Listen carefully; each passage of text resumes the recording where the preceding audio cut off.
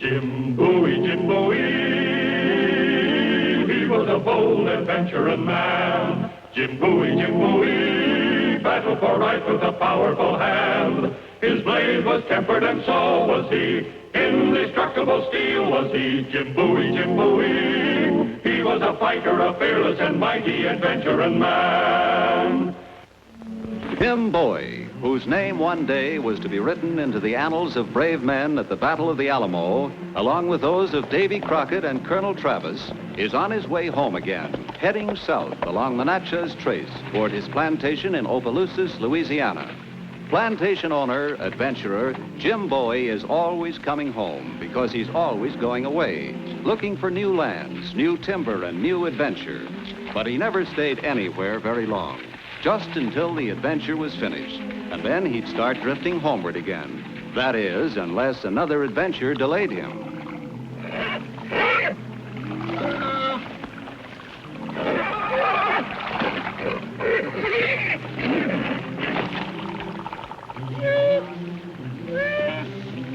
Hey, now, look at this. Hello, Mrs. Bear. Now, you keep away from me now. I'm not hunting bear. You keep away from me now. I got a fine, dependable weapon, which I'll have to use on you if you don't keep away. Go on, go home. Scat. Now, I don't want to shoot you, Mrs. Bear. But if you don't keep away now, I'm warning you.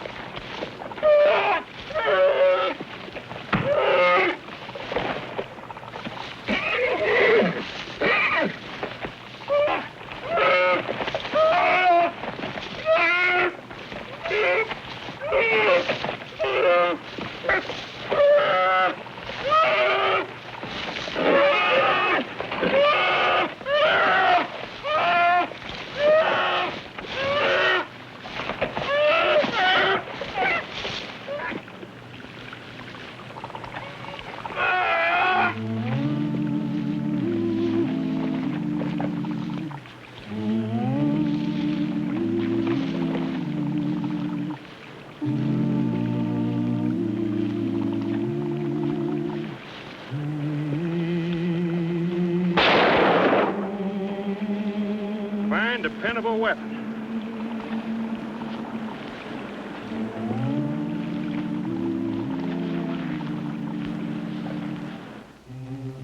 It wasn't the first time a flintlock muzzleloader had misfired and nearly cost Jim Bowie his life.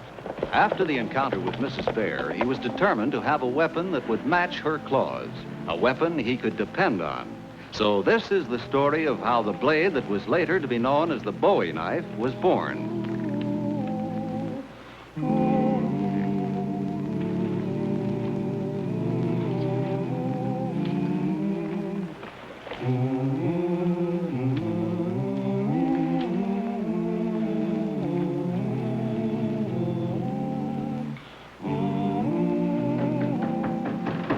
Anyone here? Mr. Black? Miss Black? Well, Sam Black don't live here no more, mister. Moved down to the country. Oh. Hey, can you tell me, is there a doctor in town? Yep, traveling doc, over at Yancey's store, making his regular monthly visit.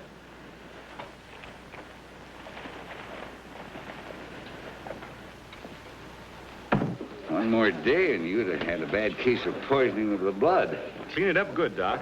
Hey, a mug of ale for my friend Jim Bowie, and a mug for me to keep him company. Every time the doc comes around, this thieving bunch of riffraff moves in. Keep your eye on Gypsy Joe and Louie and the cash box. You want that blanket? It'll cost you $1. Here's some mail, Jim. Well, thank you, Yancey. Well, here's quick healing to that arm of yours.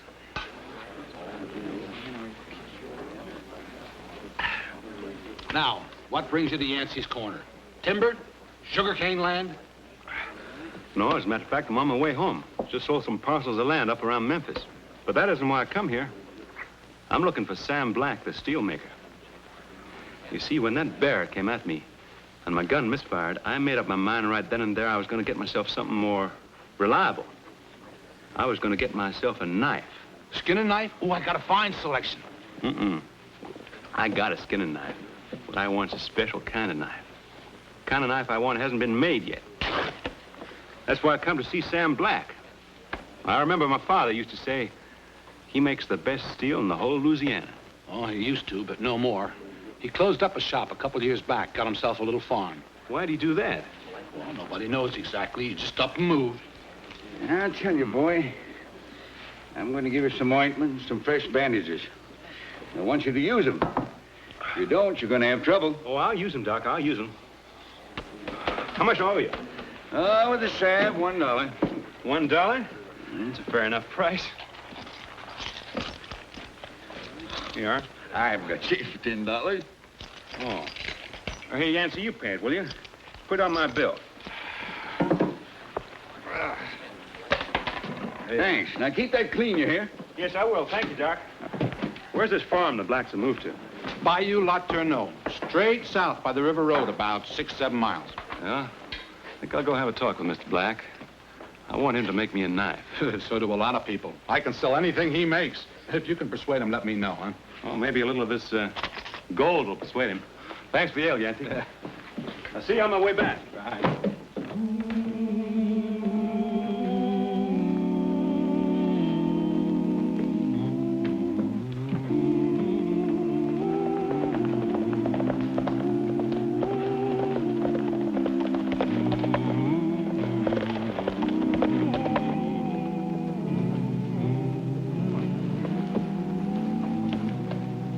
Who is it, Ann? I don't know. Well, you remember me, Mr. Black, don't you? I'm Jim Bowie from Opelousas. Don't you remember me? Of course. Mr. Black, it's Mrs. Bowie's boy, Jim. Welcome, Jim. Welcome. Hello, Mr. Black. Have you ridden far? From Yancey's Corners. Then you must be tired. I'll get you a glass of Mr. Black's elderberry wine. Well, thank you, ma'am. Now, you sit right down here with Mr. Black, and I won't be but a minute. How is your mother? Well, she's fine, ma'am. Spanking fine. And your brother, Reason? He's fine, too. Mrs. Black, Jim's thirsty. Oh, I'm going, Mr. Black. Oh, my. Women sure do love to talk, don't they? That's what my father used to say. That is, when Mama would stop talking long enough to let him get a word in. Yeah, well, we don't have too many visitors out this way. I suppose you're wondering why I've come to see you. There you are. Well, thank you, Mrs. Black. This is real social-like of you to call on us, James. My land, what happened to your arm? Or I had a little argument with a lady bear. She out-talks me. Well, that figures. Oh, now, Mr. Black. That's why I come to see you, Mr. Black. I want you to make me a knife. A knife? Next time I have an argument with a lady, I'd like to win it. Well, but Mr. Yancey has a real good assortment of knives. Oh, no, Mr. Black. Those kind of knives are too short to get through the fat of a bear. And they're too brittle when they hit bone. The kind of knife I have in mind is it's a special kind of knife. The knife I have in mind would have a blade about this long. It would be twice, maybe 3 times as thick as an ordinary knife. And be curved toward the tip and double-edged, so to cut 2 ways. And it would be balanced for throwing. So it would have to be made of the very finest steel. So the tip wouldn't break off when it hit something solid. I don't know, maybe I'm asking the impossible.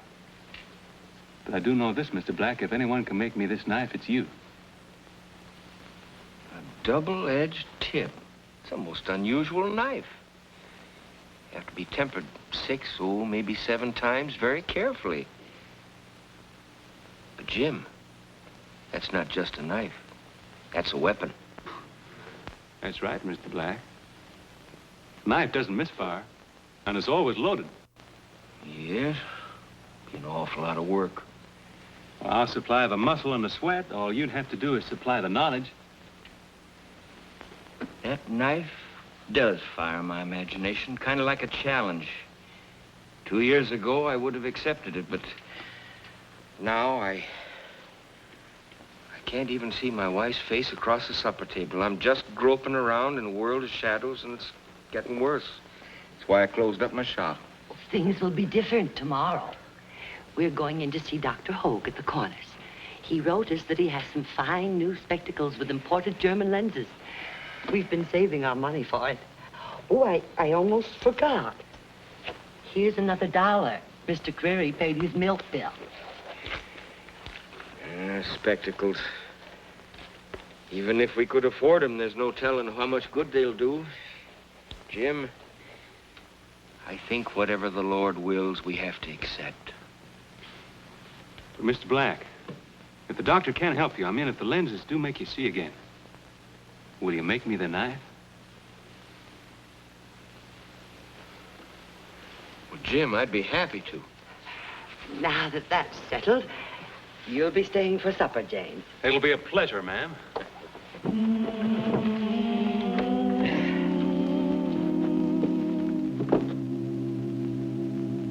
There.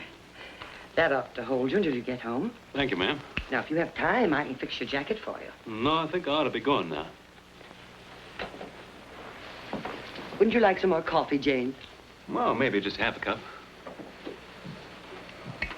Where do you learn to make steel like this, Mr. Black? In the old country. What's the secret? Tempering. It's like a good stew, Jim. It isn't what you put into it, it's how you cook it that counts. I'll get your horse. No, I'll get it. Keep your Finish seat. your coffee. Mr. Black can get your horse.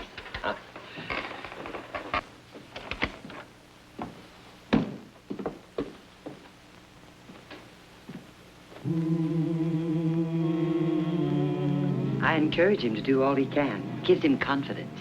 You're not only a good cook, you're a wise woman, Miss Black.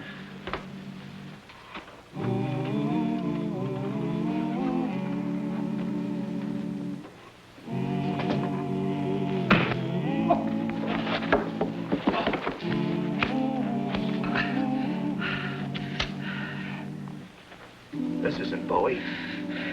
Who cares? His money's just as good. Help! Jim! Help! Help! Jim! Jim, help! Help! Jim!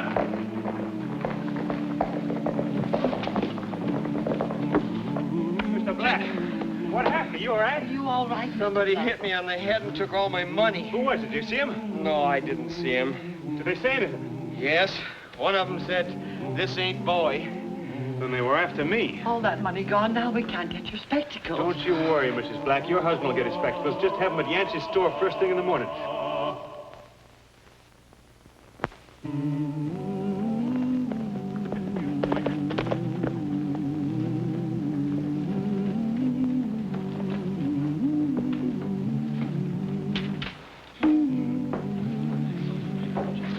See Mr. Black? Yeah, I saw him. He was beat up and robbed. He couldn't do any work. That's why I come back here. Give me a room for the night, will you, Yancey? Sure, just sign the book and give me $1. Oh, better make it $2. I paid the doc for you, remember? All right. Take care of my horse, will you? 50 cents more. There you are. That suit you? Well, don't get mad about it. Everybody has to sign. You look like you can't read. I can read all right, don't worry. I want you to put the rest of this gold in the safe for me. I ain't got a safe. It was stolen. Oh, well, give me a room with a good strong lock on the door. Ain't got no keys. One by one, they just come up missing. This is a fine hotel. You make it easy for thieves, don't you? Well, if you're so scared of getting robbed, just shove your bed against the door. Oh, that's not good enough. Give me a hammer and some nails. I'll nail the door up. You shouldn't carry so much money anyways. Well, I have to till I get to the bank in Opelousas. Here, nail yourself a number 6 down the hall. Number 6 got a window? One of my best rooms. Plenty of fresh air. Good. Fresh air is one thing I like. Good night. Good night. Beats me. Traipsing around the country, carrying a fortune on him, just looking for trouble. Give me a nightcap, Pete. Make it a double.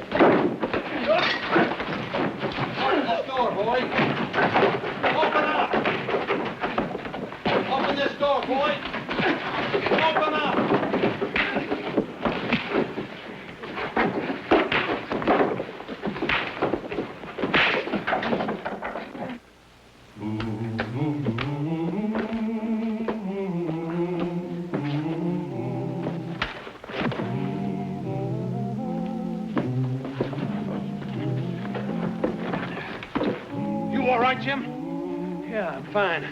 Just been entertaining a couple of visitors. You know these two? Yeah, it's Gypsy Joe and Louie. Yeah, these are the two who robbed Mr. Black, all right? This is his money pouch. Well, I've been watching these filthy scum for a long time. You got any place where we can lock them up while we send for the sheriff? Yeah, I got a hog sty out in back. It's full of fertilizer, though. Yeah? Just the place. You grab the other one. Right. Now, just a minute. Now, tell me when the small letters are clear.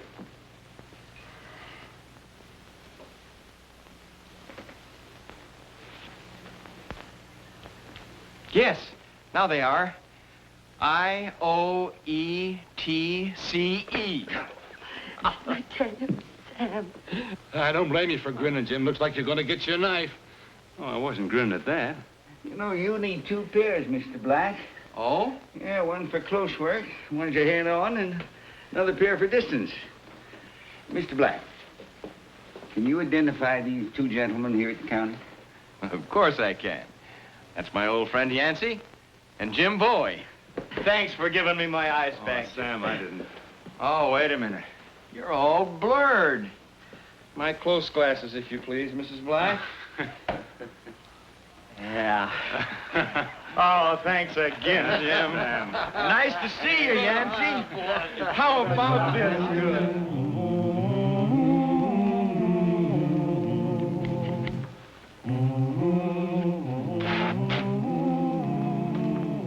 The balance should be about there, throwing.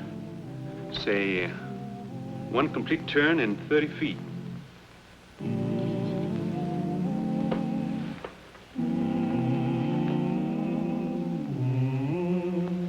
Light the forge, Jim. Yes, sir.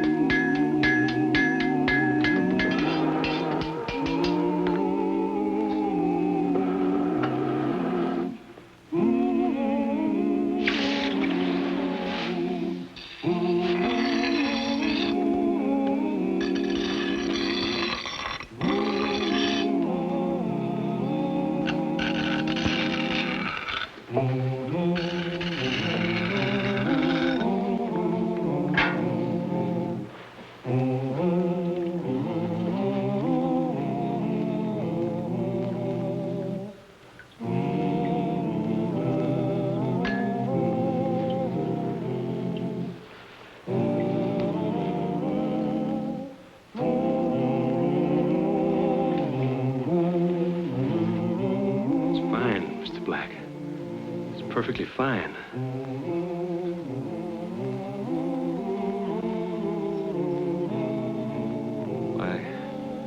I never seen a piece of steel as fine as this in my whole life. There's a lot of gratitude in that blade, Jim. Come on outside. I want you to throw it. Huh? Come on, come on. Yeah, it's all right. Now, come here, Jim. That tree right... Uh-oh. This is Black, please. Thank you. Yeah. That tree right there is about 30 feet. Go ahead and throw it. It's such a beautiful thing. I hate to risk it. Oh, it won't break. You sure? I'm sure. Go ahead. All right.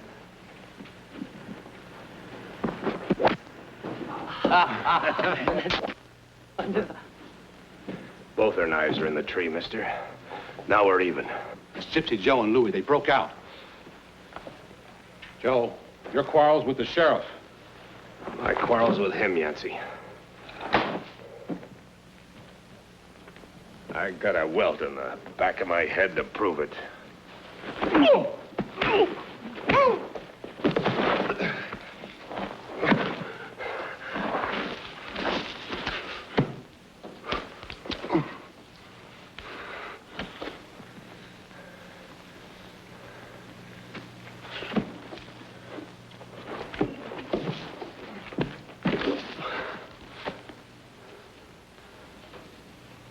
Well, now.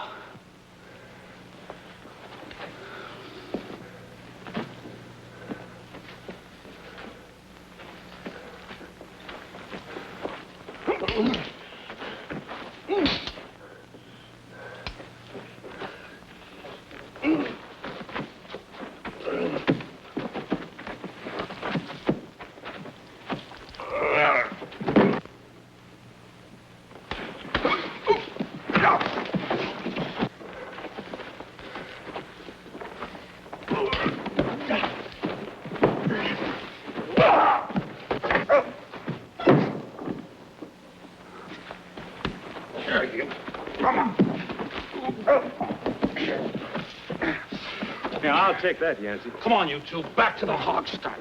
And Yancey, will you keep him there till the sheriff gets here? Oh, it worked fine, Black. Just fine. Yeah, there's just one defect. Which I'll remedy right away. Come, Mrs. Black.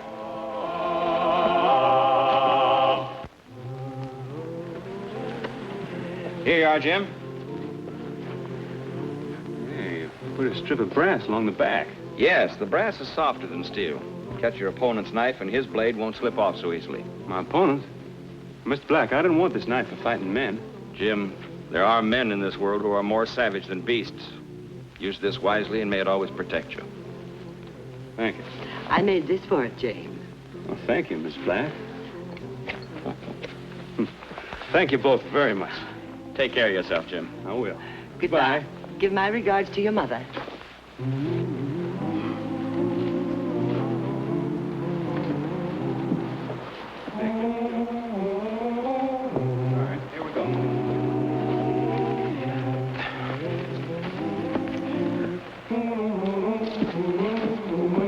This is the true story of how the knife was born. The knife that was to grow in legendary feats until it was known the world over by the name of its inventor, the Bowie knife.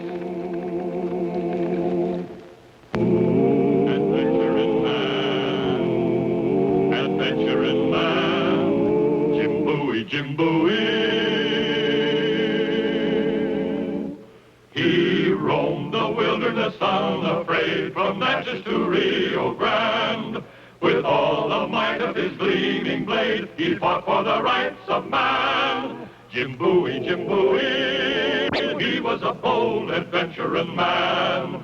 Jim Bowie, battled for right with a powerful hand. His blade was tempered and so was he.